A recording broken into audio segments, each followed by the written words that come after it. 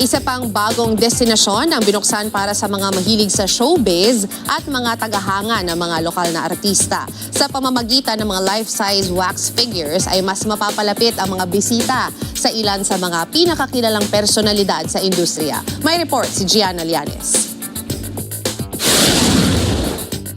Opisyal nang binuksan kahapon ang Startista Gallery sa Pasay City. Natampok ang mga wax figure ng ilan sa mga kilalang personalidad sa Philippine entertainment. Layunin ng bagong atraksyon na bigyang pagkakataon ang mga bisita na makaranas ng mas malapit na interaksyon sa kanilang mga paboritong artista sa pamamagitan ng mga life-size figures.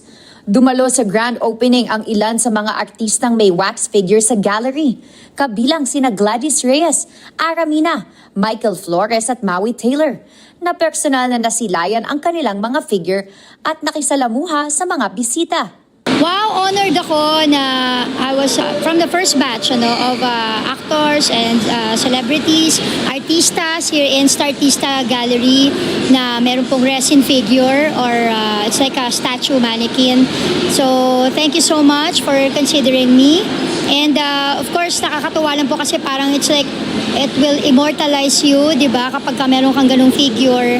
And nakakaaliw kasi nakikita mo pati yung facial features, pareho. And actually, in-scan naman talaga nila yung face, pero hindi ko lang in-expect na kuhang-kuha talaga nila. Ayon sa pamunuan ng nasabing atraksyon, bahagi ang Startista Gallery ng kanilang layunin na magdagdag ng bago at kakaibang karanasan para sa mga pamilya at turista na bumibisita sa amusement park. Nagpapasalamat naman ang mga artist sa oportunidad na mapabilang sa unang batch ng mga wax figures. Nakakaaliw. Happy ako kasi kamukha ko siya. Tapos nung nakita ko kay Michael, kamukhang-kamukha rin niya. Grabe. Actually, pareho kami natuwa kasi sobrang flattering, sobrang overwhelming. Kasi naman, para ma-recognize ka, sobrang thankful kami dito sa recognition. Kasi history to I mean, parang first time lang yata nagkaroon ng ganun sa Pinas. First time Tama dito ba? sa Philippines. Gianna Llanes para sa Mata ng Agila. Matatag, matapang, matapat.